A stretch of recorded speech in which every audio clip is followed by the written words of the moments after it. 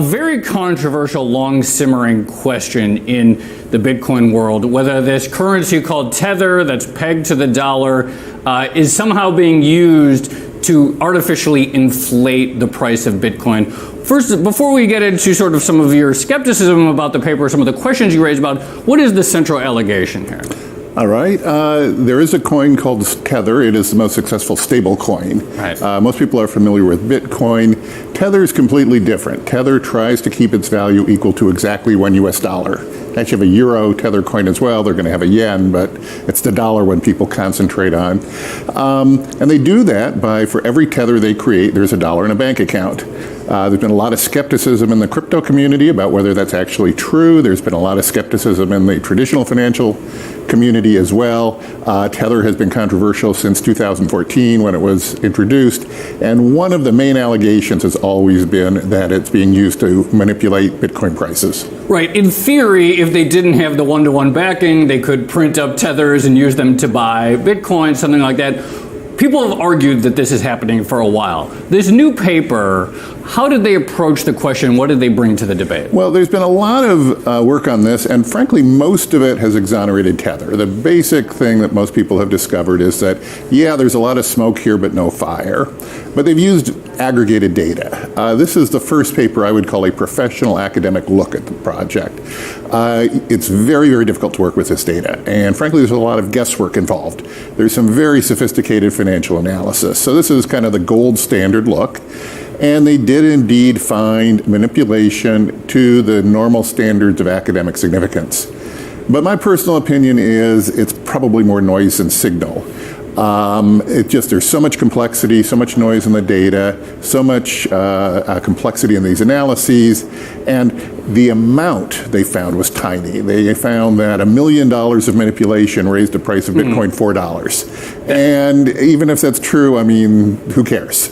Well, when you say that most of the analysis heretofore has been aggregate data versus sort of rigorous statistical methodology, first define that. What is sort of aggregated data? Okay, well, we know the total issuance of Tether. We know the price of Bitcoin. We know total Bitcoin transactions, or at least we can have some idea about that. But to really understand what's going on in the crypto market, you have to trace flows from exchange to exchange. There's no way you can do that directly from published data. You have to guess based on how flows move and when. And when I say guess, I mean people write sophisticated statistical algorithms to do this guessing for them, but you still don't really know for sure. And it just adds some noise and uncertainty to the data.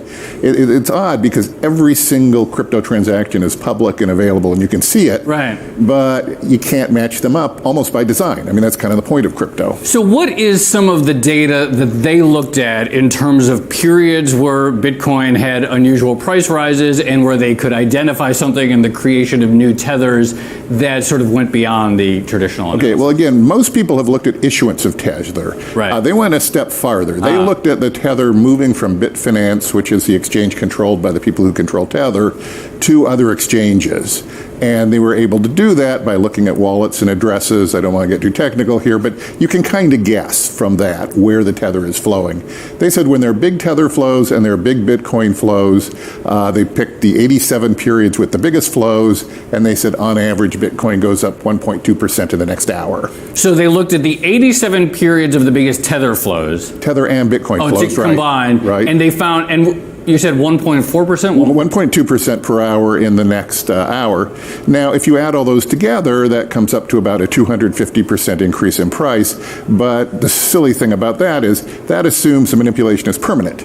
That assumes the entire 1.2% was due to Tether and that it never went back down when they sold the Bitcoin or when things went down. And did most of these, was this over 2017? It was, yes, March 2017 to March 2018. And of course, we know that at least for the last several months of 2017, it was just an insane several months for the price rise of Bitcoin. It was exciting, yes. Exciting, another highly technical way to characterize it, which 1.2% is not even that. In an hour, yes. That's just not for Bitcoin. If it was S&P 500, 1.2%, something we get excited about, a big hour. Bitcoin is an ordinary hour. Now, finally, if you were to continue this line of research, you want to continue to look at manipulation, did the paper give you any ideas of sort of what the next questions you would be or the next test you would run? Actually, the most convincing part of the paper didn't really make most of the news reports.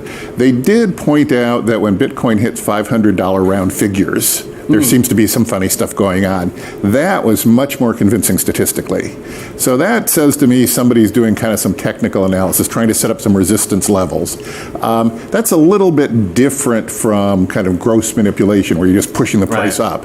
So that means maybe they didn't push Bitcoin up to $20,000, but maybe they held it at $17,500 for 5 minutes longer than it should have been.